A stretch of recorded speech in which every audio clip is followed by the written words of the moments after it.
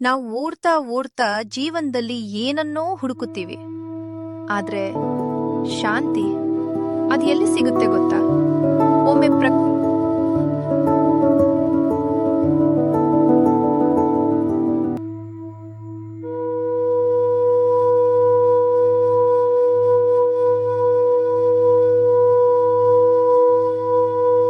ಮಲೆನಾಡಿನ ಬೆಳಿಗ್ಗೆ.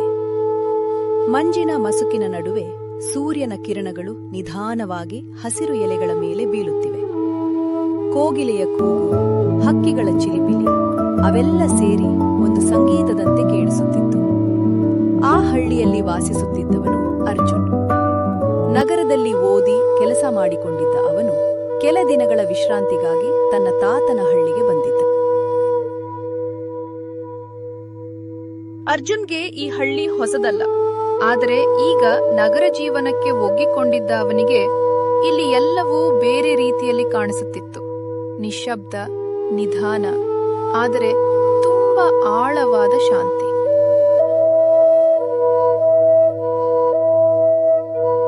ತಾತ, ಇಲ್ಲಿ ದಿನವೇ ತುಂಬಾ ನಿಧಾನವಾಗಿ ಸಾಗ್ತಾ ಇದೆ ಅನ್ಸುತ್ತದೆ. ನಗರದಲ್ಲಿ ಟೈಮ್ ಓಡೋದು ಕಾಣಿಸ್ತಾ ಇರ್ತದೆ. ಅದು ಟೈಮ್ ಓಡೋದಿಲ್ಲಪ್ಪ, ನಾವು ಓಡ್ತೀವಿ. ಇಲ್ಲಿ ಪ್ರಕೃತಿ ಜೊತೆ ಇದ್ದರೆ ಸಮಯ ನಮ್ಮ ಜೊತೆ ಬರ್ತದೆ.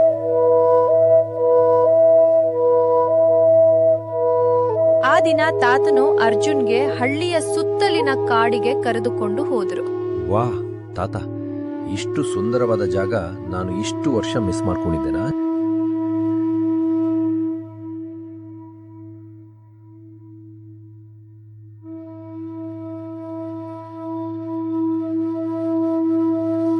ಇದು ನಮ್ಮ ಪ್ರಕೃತಿಯ ಮಡಿಲು. ಇದನ್ನು ನಾವು ಕಾಪಾಡಿಕೊಳ್ಳೋದು ನಮ್ಮ ಹೊಣೆ.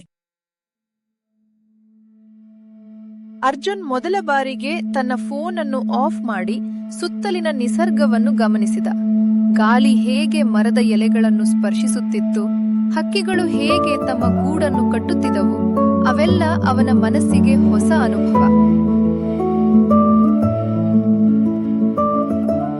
ತಾತ, ಇಲ್ಲಿ ಕುಳಿತುಕೊಂಡ್ರೆ ಮನಸ್ಸು ತುಂಬಾ ಲೈಟ್ ಆಗ್ತಾ ಇದೆ.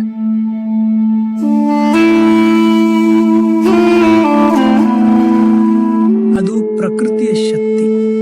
ನಾವು ಅದನ್ನ ಮರೆತಿದ್ದೀವಿ. ಆ ಸಮಯದಲ್ಲಿ ಹಳ್ಳಿಯ ಒಂದು ಹುಡುಗಿ ಕಾವ್ಯ ಅಲ್ಲಿಗೆ ಬಂದಳು. ಅವಳು ಪ್ರತಿದಿನ ಕಾಡಿಗೆ ಬಂದು ಮರಗಳಿಗೆ ನೀರು ಹಾಕುತ್ತಿದ್ದಳು. ನಮಸ್ಕಾರ ತಾತ, ಇಂದು ಹೊಸವರಿ ಯಾರು?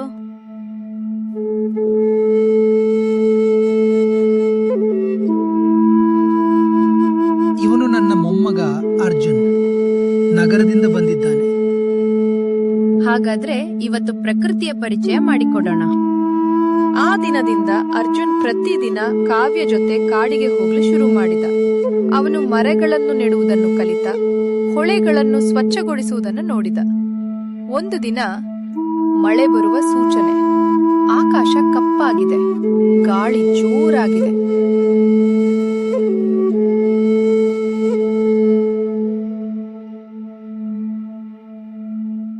ಮಳೆ ಪ್ರಕೃತಿಯ ಭಾಗ. ಆದರೆ ನಾವು ಮರಗಳನ್ನು ಕತ್ತರಿಸಿದ್ರೆ, ಹೊಳೆಗಳನ್ನು ಮುಚ್ಚಿದ್ರೆ ಅದಾಗ ಸಮಸ್ಯೆ. ಹಠಾತ್ ಮಳೆ ಶುರುವಾಯಿತು. ನೀರಿನ ಧಾರೆಯು ಹೊಳೆಯಾಗಿ ಹರಿಯತೊಡಗಿತ್ತು. ಅರ್ಜುನ್ ಮೊದಲ ಬಾರಿಗೆ ಪ್ರಕೃತಿಯ ಶಕ್ತಿಯನ್ನ ಹತ್ತಿರದಿಂದ ನೋಡಿದ. ಅದೊಂದು ಭಯವೂ ಆಗಿತ್ತು, ಅದೇ ಸಮಯದಲ್ಲಿ ಅದ್ಭುತವೂ. ಪ್ರಕೃತಿಗೆ ಹತ್ತಿರ ಇರೋದು ಅಂದ್ರೆ ಅದನ್ನ ಕಾಪಾಡೋದು. ಕೆಲ ದಿನಗಳ ನಂತರ ಅರ್ಜುನ್ ನಗರಕ್ಕೆ ಹಿಂದಿರುಗಬೇಕಾದ ದಿನ ಬಂತು. ಹೋಗ್ತೀಯಾ? ಏನಾದ್ರೂ ಕಲ್ತ್ಕೊಂಡ್ಯಾ ಇಲ್ಲಿ? ಹೌದು ತಾತ, ಜೀವನ ಅಂದೇ ಓಡೋದು ಅಲ್ಲ, ನಿಲ್ಲಿ ನೋಡುವುದು, ಪ್ರಕೃತಿಯ ಜೊತೆ ಬದುಕೋದು. ಅರ್ಜುನ್ ನಗರಕ್ಕೆ ಹೋದ ನಂತರ ತನ್ನ ಕೆಲಸದ ಜೊತೆಗೆ ಒಂದು ಸಣ್ಣ ಅಭಿಯಾನ ಆರಂಭಿಸಿದ. ಮರಗಳನ್ನು ನೆಡುವುದು, ಪರಿಸರವನ್ನು ಕಾಪಾಡುವುದು.